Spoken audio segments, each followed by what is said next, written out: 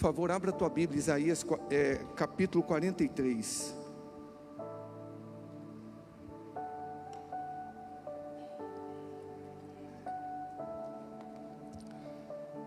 Isaías capítulo 43.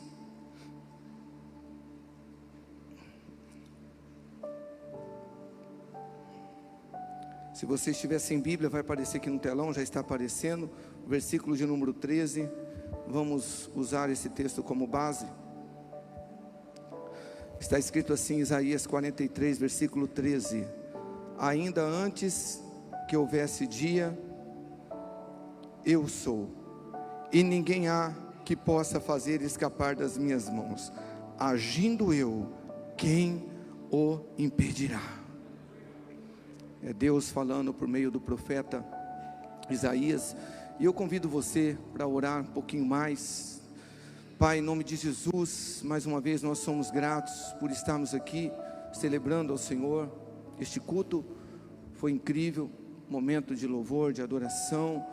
Mas agora nós queremos ouvir a Tua voz por meio da Sua palavra. Fale conosco, Espírito Santo, de todo o meu coração. Eu te peço, usa os meus lábios aqui de maneira simples. Me ajude a ser objetivo.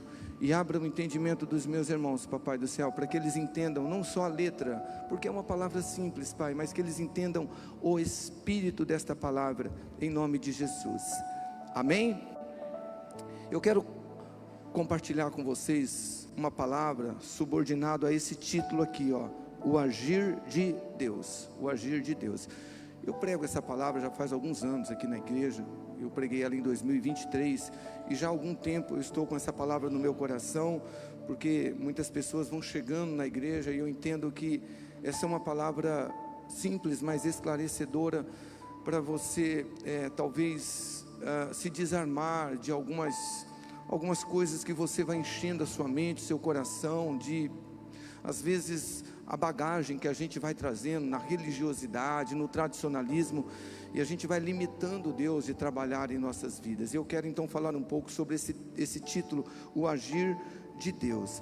No texto que lemos, Deus, Ele disse, agindo eu, quem o impedirá? E gente, nós jamais vamos entender o modo de Deus agir, mesmo porque Ele é Deus, Ele é soberano. Então se a gente entendesse como Ele agisse, Ele não seria Senhor, Deus. Então a gente nunca vai entender o modo de Deus agir.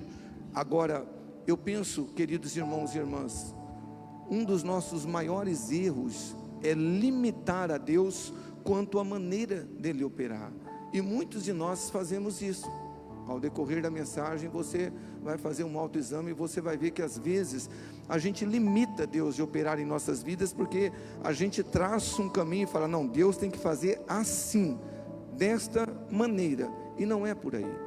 Há muitas curiosidades na Bíblia, tanto no Velho como no Novo Testamento. Se você estuda a Bíblia, você vai lendo alguns textos, algumas passagens, e se pergunta, mas por que isso aconteceu? Por que isso está registrado? Por que o Espírito Santo inspirou o escritor para registrar isso?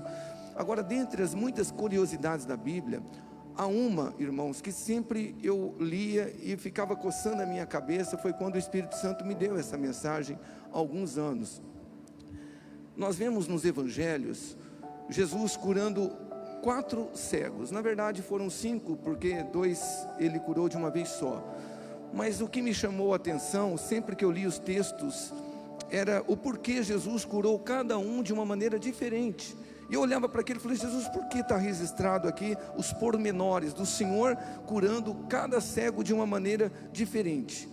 E daí o Senhor colocou essa palavra no meu coração, a maneira como Ele age, que a gente não entende. E eu quero ler esses textos do Evangelho, só para a gente passar por eles e para você conhecer estes textos bíblicos. Por exemplo, Marcos capítulo 10, versículos 51 e 52, está escrito assim no Evangelho: perguntou-lhe Jesus, que queres que eu te faça? Respondeu o cego, mestre, que eu torne a ver, ou seja, torne a ver, porque um dia ele viu, ok? Não era um cego de nascença, eu quero tornar a ver.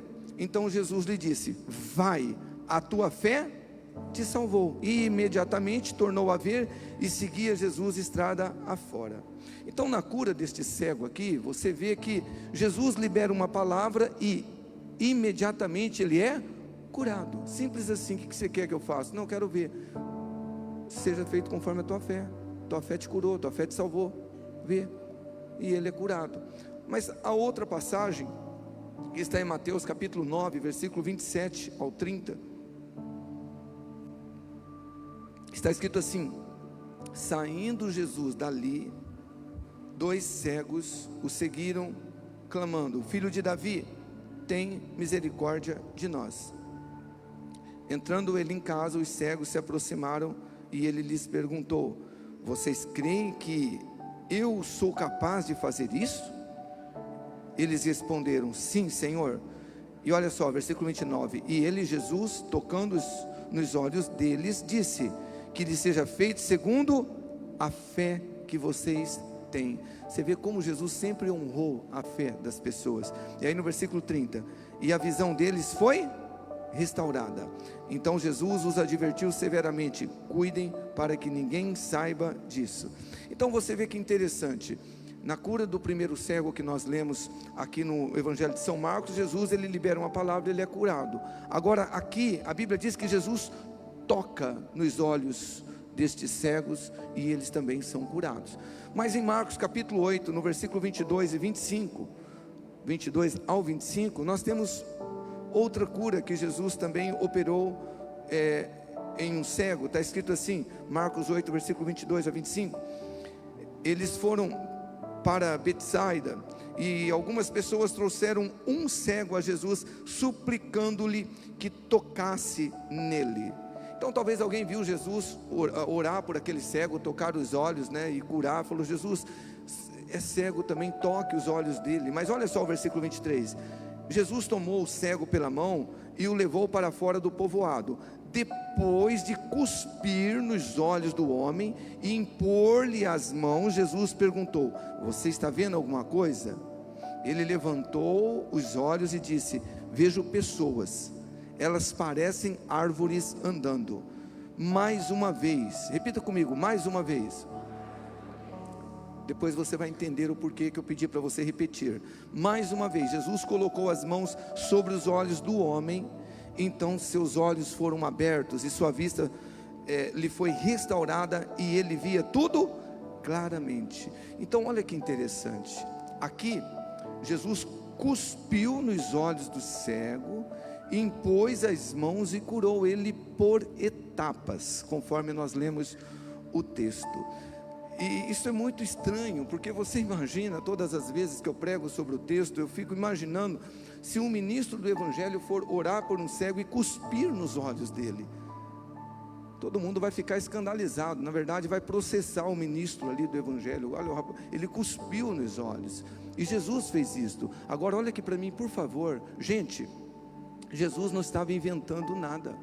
Quando você lê a tua Bíblia, especialmente o capítulo 5 de João, lá no versículo 19, Jesus disse, o filho, ele nada pode fazer por si mesmo, ele só pode fazer aquilo que vê o pai fazendo, porque tudo o que o pai faz, o filho faz igualmente. E lá no versículo 30 do capítulo 5 de João, Jesus vai dizer que ele falava o que ouvia do pai. Ou seja, Jesus, como homem, ele se despiu da sua glória, e tudo o que ele fazia é porque o pai dava direção para ele por meio do Espírito Santo. Isto é espantoso, porque Jesus curou esse homem assim, ele cuspiu nos olhos dele e fez todo esse processo aqui, impôs as mãos, curou por etapas. Agora, a última cura aqui que eu quero também ler para vocês, que Jesus também operou na vida de um cego, está lá em João 9, no versículo 1 ao 7, presta atenção na leitura. Ao passar Jesus viu um cego de nascença, seus discípulos lhe perguntaram: mestre, quem pecou, este homem ou seus pais, para que ele nascesse cego? Disse Jesus: nem ele e nem seus pais pecaram, mas isso aconteceu para que a obra de Deus se manifestasse na vida dele, porque às vezes coisas ruins acontecem na tua vida e você fala: Senhor, eu estou vivendo em pecado, eu fiz alguma coisa, e às vezes você não ouve, mas o Espírito fala: não, mas eu quero manifestar a glória do Pai na sua vida. E não é que Deus tem prazer no nosso sofrimento, mas Ele permite situações. Versículo 4, Jesus disse: enquanto é dia, precisamos realizar a obra daquele que me enviou. A noite se aproxima quando ninguém pode trabalhar. Enquanto eu estou no mundo, disse Jesus, sou a luz do mundo. Tendo dito isso, olha só, Jesus cuspiu no chão, misturou terra com saliva e aplicou aos olhos do homem. Então lhe disse: vá lavar-se no tanque de Siloé, que significa enviado. O homem foi, lavou-se e voltou vendo. Você pode glorificar Jesus por isso?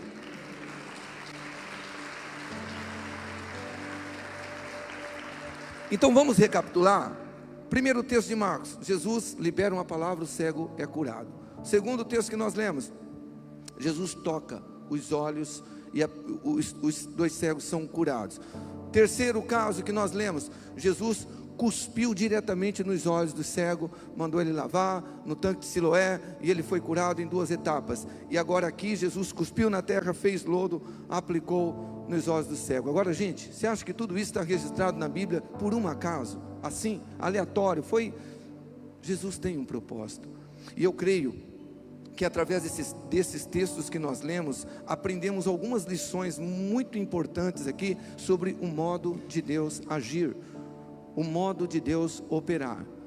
É claro que a gente não vai esgotar o assunto aqui, quem somos nós, mas pelo menos pelas revelações que nós temos em relação aos textos, 4, 5 lições que nós aprendemos, o modo de Deus agir. E a primeira lição que aprendemos: Deus age de forma diferente em cada pessoa. Eu vou repetir: Deus age de forma diferente em cada pessoa. Então não espere que Deus opere na sua vida da mesma forma, da mesma maneira que Ele operou na vida do irmão, porque muitas vezes, irmãos, nós somos assim. Quando a gente precisa de um milagre numa área específica da nossa vida, a gente lembra de um testemunho e fala: Jesus fez assim, assim, assado. Ele vai fazer igualzinho Ele fez na minha vida, e a gente fica esperando só naquele caminho.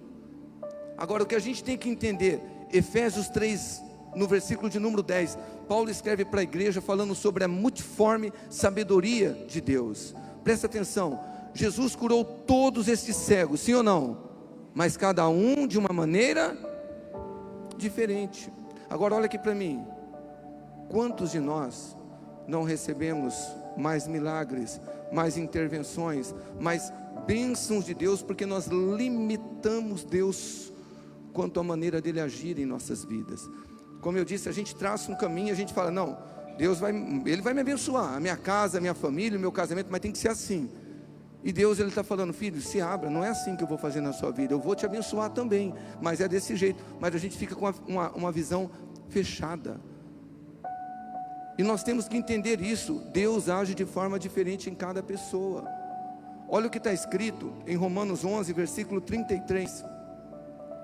Como são grandes as riquezas, a sabedoria e o conhecimento de Deus, é impossível entendermos suas decisões e seus caminhos. Então, meu irmão, quantos querem a cada dia viver milagres de Deus na sua vida?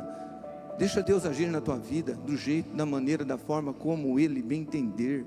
É muito importante você, às vezes, sabe, fazer uma formatação na tua mente, no teu coração, e falar: Jesus, eu quero me libertar de tudo aquilo que a tradição me ensinou, que a religiosidade, eu quero deixar o Senhor à vontade para trabalhar na minha vida, para me encher. Senhor, eu não quero que os meus achismos, né, os meus conceitos próprios, valores próprios, impeçam o Senhor de trabalhar na minha vida. Se abra ao mover de Jesus na sua vida.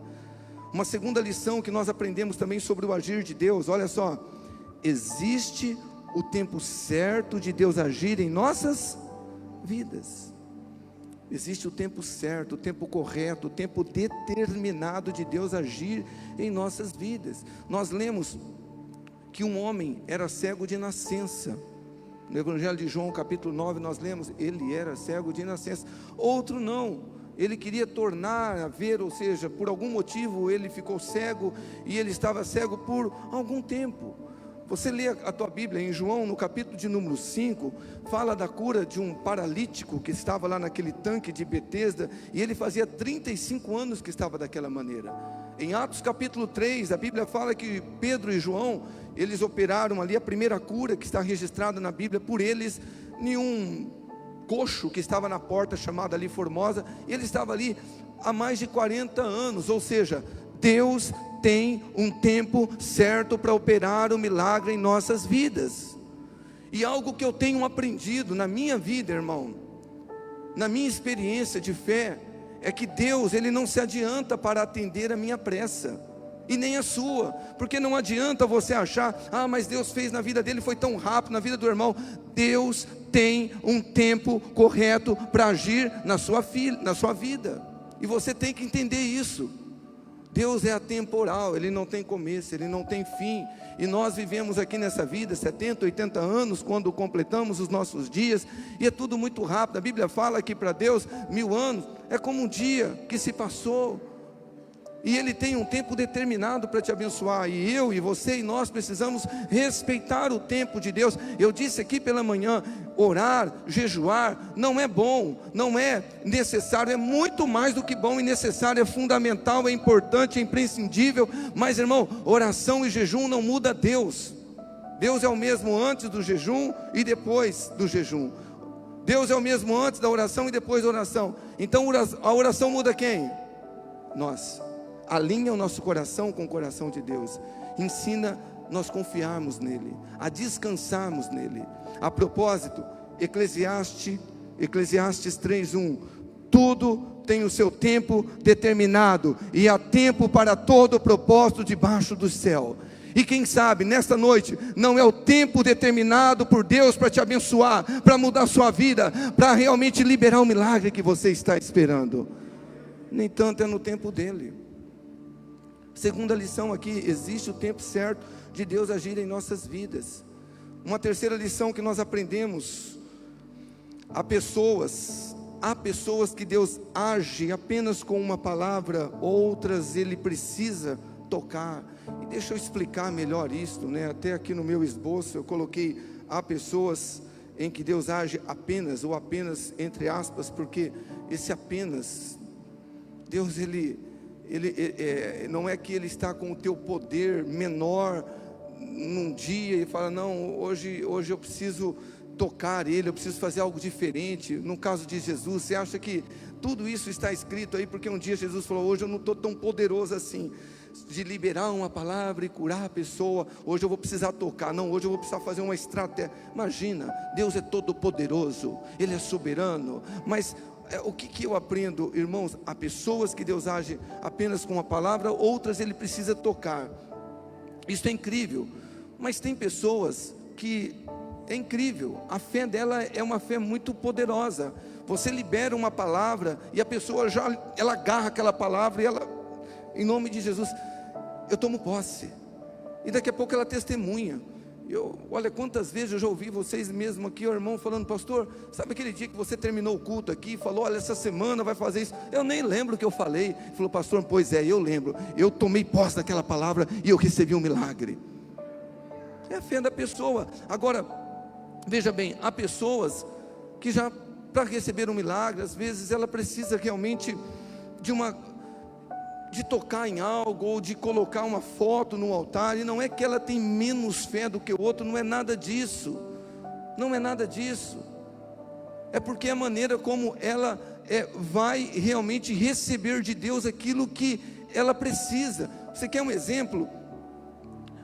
Além dos exemplos que a gente leu dos cegos que foram curados, em Mateus capítulo 8, não precisa abrir tua Bíblia agora por conta do tempo, a gente não consegue ler todo o texto, mas depois na tua casa, anote e leia na tua casa. Mateus no capítulo 8, do versículo 5 ao 13, ali fala da cura de um criado, de um centurião romano. Gente, presta atenção, esse centurião não era nem judeu, nem fazia parte do povo de Deus no Antigo Testamento. E diz lá o texto, depois você lê na tua casa, que esse centurião chegou até Jesus e falou, Senhor, por favor, eu tenho um criado meu, um funcionário dele, certamente era um funcionário muito bom, né? Para o patrão se importar tanto com ele, falou: olha, o meu criado, ele está muito doente, ele vai morrer. E Jesus falou: não, tudo bem, eu vou lá tocar ele, eu vou curar. Aí, lá no versículo 7, o centurião falou: Jesus, eu não sou digno de que o Senhor entre debaixo do meu telhado, dize uma palavra e meu criado vai ser salvo, vai ser curado. Jesus falou: uau, nem em Jerusalém eu encontrei tanta fé. Mas Jesus ia lá, mas ele falou: olha, seja feito conforme a sua fé. E ele foi curado. Depois você lê na tua casa. Só que diferente da fé de Jairo, presta atenção, a Bíblia fala de Jairo, ele era um dos principais da sinagoga, ele era um judeu, ele era alguém religioso, que, entre aspas, tinha um conhecimento de Deus. E você lê lá no capítulo 5 de São Marcos a história dele, que ele chega diante de Jesus e ele roga a Jesus dizendo: Senhor, tem misericórdia, venha comigo. E você lê depois na tua casa, ele fala: olha, impõe as suas mãos sobre a minha filha, porque ela está doente, ela está à beira da morte. Agora olha aqui para mim, o que Jesus fez? Depois você lê na tua casa, ele foi na casa de Jairo, ele respeitou a fé de Jairo. E aí tem aquele evento que a mulher do fluxo de sangue chega ali no caminho e retarda um pouco a ida de Jesus na casa de Jairo. E quando Jesus chega na casa de Jairo, alguém lembra o que tinha acontecido com a menina? Ela tinha morrido. Mas Jesus foi lá, impôs a mão, conforme a fé de Jairo, a menina foi ressuscitada. Agora o que eu aprendo com isso? Jesus, ele age de acordo com a nossa fé, ele respeita, ele honra a tua fé. E é por isso, irmãos, que eu quero dizer algo muito importante para você. Não critique o irmão ou a irmã quando na terça-feira traz aqui uma fotografia de um familiar para orar. Não critique o irmão ou a irmã que traz uma água, porque ela acredita que essa água aqui no altar, que vai ser ungida, consagrada, ela pode fazer uma refeição, dar para o seu ente, aquele ente pode ser salvo. Deus, ele honra a fé das pessoas. Ou olha aqui para mim, você acha mesmo que quando num culto de terça-feira, que a gente vem aqui no intuito de celebrar, de adorar Jesus, mas também de receber do Papai do Céu as bênçãos que Ele tem, e quando Ele olha uma pessoa que trouxe um exame de um filho, de uma filha, de alguém que está com câncer, Deus vai olhar e falar: para que isso? Para que isso? Ou você acha que Jesus vai ficar zangado? A gente precisa abrir um pouco mais a nossa mentalidade. Irmão, irmã, aqui na igreja nós não trabalhamos com campanha, 7 terças, 7 domingos, mas a gente respeita, porque a gente entende que Deus é soberano para agir da maneira, da forma como Ele bem entender. Agora, no nosso contexto de terça-feira, eu acho lindo, porque eu fico imaginando quando o Papai do Céu olha aqui e Ele vê a pessoa que trouxe uma foto, a pessoa que trouxe uma peça de roupa representando. Meu irmão, eu creio que Jesus fala: vai ser feito conforme a sua fé. A gente já tem muitos testemunhos, pessoas que falaram: pastor, enquanto eu não recebi o milagre, eu não parei de trazer aqui a fotografia do meu ente, a carteira de trabalho, mas eu recebi o meu milagre. Olha aqui para essa caixa de oração, não sei, ela deve estar escondida, está ali no cantinho. Pega naquela caixa, ela está pesada de tantos pedidos de oração. E meu irmão, sabe de uma coisa? Cada um desses pedidos está diante do Pai, e eu creio que lá está sendo declarado: seja feito conforme a sua fé. Eu digo isso para as pessoas, eu falo: quando você vai num culto de terça-feira, pastor, impunha as mãos sobre a minha cabeça, eu preciso de cura, eu preciso de libertação, eu preciso de milagre. Meu irmão, eu creio que os anjos declaram: seja feito conforme a sua fé. Eu creio que Jesus fala: seja feito conforme a sua fé.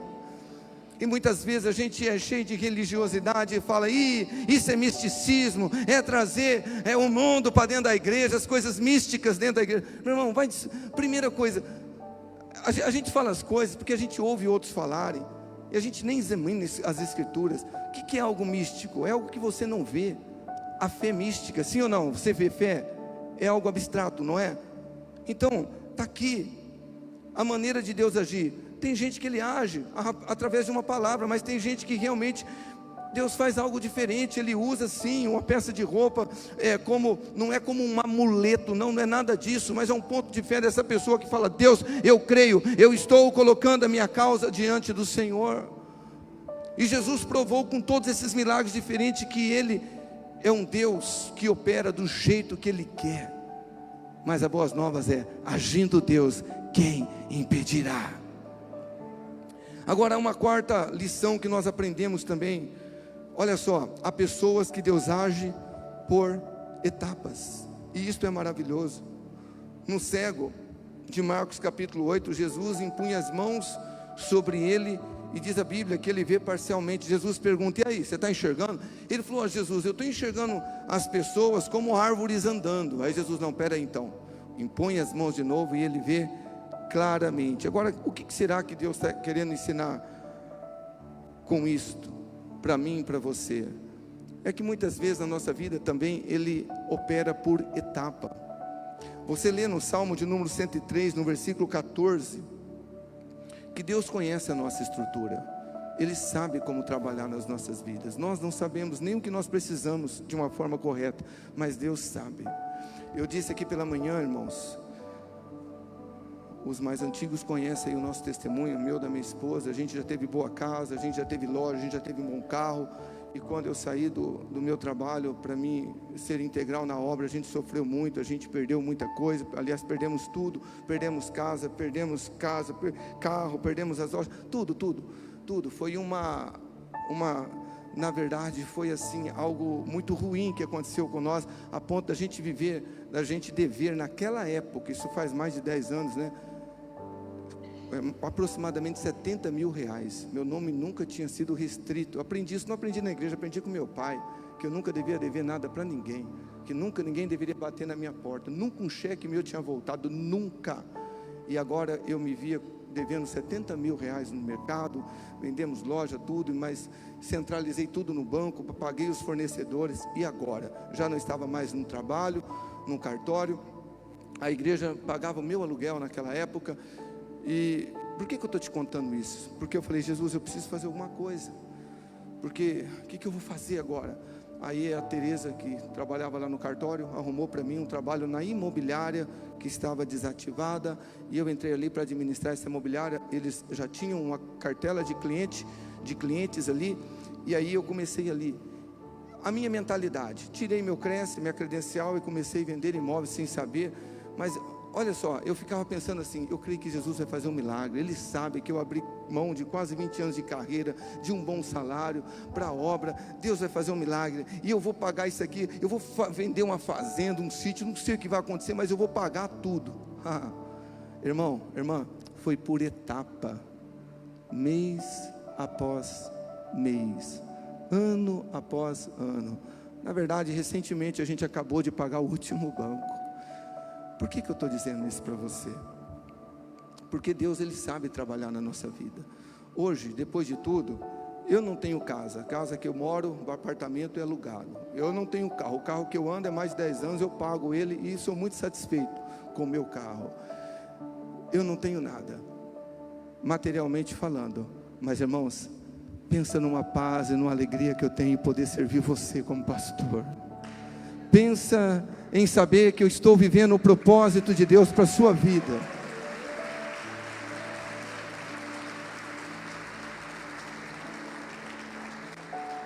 E foi por etapa.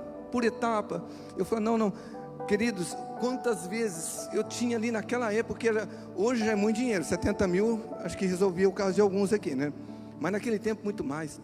Eu falava: Jesus, era quase que eu vivia um surdo psicótico, quase 5 mil de conta que eu tinha que pagar no banco. Eu chegava no final do mês e falei: Jesus, não vendi nada. Mas Deus, meu irmão, é como está escrito lá no Salmo de número 37, quando Davi fala: olha, eu fui moço, mas agora sou velho, mas eu nunca vi um justo desamparado, e nem a sua descendência mendigar o pão. Meus irmãos, não sobrava, mas também não faltava. E foi assim. E eu estou contando toda essa história porque talvez você está achando: pastor, mas eu vim para a igreja, Jesus, Ele não fez um milagre no meu casamento, na minha família, nas minhas finanças, na minha saúde. Meu irmão, pode acreditar, Ele não fez ainda, mas Ele está fazendo, porque a promessa para nós é: aquele que começou a boa obra em nossas vidas é fiel para terminar até o dia de Cristo Jesus. Ele está trabalhando. E sabe de uma coisa? Sabe por que você está aqui? Porque Ele está trabalhando na sua vida. Esse período na minha vida que Deus agiu por etapas foi fundamental para quebrar o meu orgulho, a minha soberba. Que eu era um cara que eu falei, eu nunca vou receber salário de igreja, eu vou ter as lojas para a gente sustentar o nosso ministério. E Deus foi me quebrando, foi falando, filho, ó, larga de soberba, se eu chamei, eu sou o suficiente para te sustentar. Então muitas coisas acontecem assim, Deus vai fazendo por etapa. Não é porque Jesus, ele tinha perdido, aquele dia que Jesus foi orar pelo cego, ele estava menos inspirado, então teve que orar em 2 etapas. Imagina, Jesus está ensinando, há milagres que eu vou operar por etapas na sua vida. Quantos me entendem? E a quinta e última lição para nós encerrarmos aqui: há pessoas que Deus age de uma maneira extremamente diferente. Eu vou repetir: há pessoas que Deus age de uma maneira extremamente diferente. Porque o cego, lá de João capítulo 9, é muito interessante a maneira que Jesus curou aquele cego de nascença, né? Porque você lembra do texto, a Bíblia fala que Jesus cuspiu na terra, fez ali um tipo de lodo, e ungiu os olhos dele e falou, vai lá no tanque de Siloé lavar, e ele voltou vendo. Agora é esquisito isso, porque imagina se fosse hoje, como eu falei no começo da mensagem, se eu fosse orar para um cego, eu fizesse isso, a família ia me bater, falou, o que você está achando? Como assim, você está cuspindo no chão, fazendo lodo? Mas foi a maneira que Jesus, ele agiu, e tem pessoas que Jesus age assim. Você já deve ter ouvido aquele testemunho, que a pessoa conta aquele testemunho assim, com tanto gás, com tanta unção, chorando, mas você fala, não é possível que aconteceu tudo isso, esse cara está exagerando, só eu que sou incrédulo, ou já aconteceu isso com você? Você fala, não, porque eu sou meio ascético nesse sentido. Às vezes você ouve uns testemunhos que fala, não, esse cara está de brincadeira, não é possível que aconteceu desse jeito. Mas meu irmão, acredita, muitas vezes é assim. Você quer ver uma coisa? Depois você lê na tua Bíblia, lá em Josué capítulo de número 6, está lá o comandante Josué, e Deus fala, Josué, ó, é o seguinte, eu dei para vocês Jericó, vocês vão destruir tudo. Mas Jericó, estuda um pouco da história de Jericó. Segundo os historiadores, as muralhas de Jericó, os muros, porque era uma cidade murada, segundo alguns historiadores, dava para passar 6 ou 7 carroças emparelhadas assim nos muros, tamanha espessura, alto. E aí, qual é a estratégia? Imagina Deus falando para Josué. Aí Deus falou assim, Josué, ó, vai ser assim, durante 6 dias, você vai colocar lá o sacerdote, vai tocar a trombeta, e os soldados vão dar uma volta nos muros de Jericó, 1º, 2º, 3º, até o 6º dia. Mas no 7º dia, Josué, vocês vão rodear a cidade 7 vezes. Ok, papai do céu, e aí, o que vai fazer? Aí vocês vão gritar, e os muros vão cair. Agora imagina eles falando isso para os soldados lá. Aí chega lá o Josué, ô gente, ó, papai do céu falou que Jericó, ele deu nas nossas mãos, e aí? E aí, Josué, mas qual é a estratégia? A estratégia é isso aí, vai 6 dias, nós vamos rodear, e no 7º dia nós vamos dar 7 voltas, vai trocar a trombeta e nós vamos gritar, e o muro vai cair. Como assim? E quem conhece o texto diz, sabe o que aconteceu? Pela fé, está escrito lá no capítulo 11 de Hebreus, está lá na galeria da fé, pela fé, os muros de Jericó caíram por terra. Porque Deus, ele age às vezes de uma maneira diferente. Você quer ver outro caso? É lá em 2 Reis capítulo 5. Alguns conhecem o texto lá, da cura do grande comandante da Síria, Naamã. Naamã era alguém leproso, tinha uma menina judia que trabalhava lá, e falou assim, ó, se o meu Senhor soubesse que tem um homem de Deus, um profeta lá em Jerusalém, ele seria curado. E lá vai o Naamã pedir carta para o rei da Síria, falando, ó, leva lá para o rei de Israel. E aí o rei de Israel lê lá a carta, falou, olha, o meu servo Naamã, assim que ele chegar, cura ele da lepra. O rei fica muito bravo, rasga as vestes, ele está querendo uma ocasião contra nós, eu sou Deus para poder curar. O Eliseu ouve isso, aí Eliseu fala assim, ó, fala para o rei de Israel, manda Naamã vir até mim, e saberá que é profeta de Deus dessa nação. E aí o homem vai lá, Naamã vai lá na casa de Eliseu, bate palma, lê o texto depois na tua casa, 2 Reis 5, o profeta não sai nem na porta para atender Naamã. Fala assim, ó, fala para o Naamã tomar um banho lá no Rio Jordão, 7 mergulhos. O cara fica irado. Falou, não é possível, na minha terra tem rios que são melhores do que esse rio barrento. E aí sempre, graças a Deus, Deus coloca algumas pessoas humildes perto de nós. Um dos servos de Naamã fala, meu senhor, se o profeta tivesse pedido algo mais difícil, o senhor não iria fazer? Que custa o senhor tirar a capa? A gente vai ver a tua lepra, mas tudo bem, vai dar um 7 mergulhos. E o profeta falou que tem que ser 7, não adianta 6. E aí você sabe a história. Depois do 7º mergulho, a pele dele ficou limpinha, limpinha. E Deus continua o mesmo. Às vezes Ele age na nossa vida de uma maneira diferente. Mas eu quero profetizar algo na sua vida nesta noite, meu irmão. Talvez você tenha aí, sabe, pensado muito, como que Deus vai fazer esse milagre? E quem sabe, Ele vai fazer de uma maneira diferente, que você menos esperar. Mas eu quero profetizar novamente, o que começou a boa obra na sua vida, Ele é fiel. Ele vai terminar. Só se abra ao agir de Deus. Eu quero encerrar aqui as minhas palavras lendo Filipenses capítulo 2 versículo 13. Porque Deus é que opera em vós. Quem opera? Paulo estava escrevendo para a igreja. Quantos aqui fazem parte da igreja de Jesus? Porque Deus opera em vós, tanto querer como efetuar, segundo a sua boa vontade. Olha aqui para mim, é segundo a vontade dele, não é a sua. Então se abra para aquilo que Deus tem para fazer na sua vida, porque agindo Ele, ninguém pode impedir. E sabe de uma coisa? Quem sabe essa não é a noite que Ele preparou para tocar a sua vida? Quem sabe? Eu gostaria de pedir para os irmãos se colocarem de pé, por favor. Eu não quero atrasar o final, o término do culto.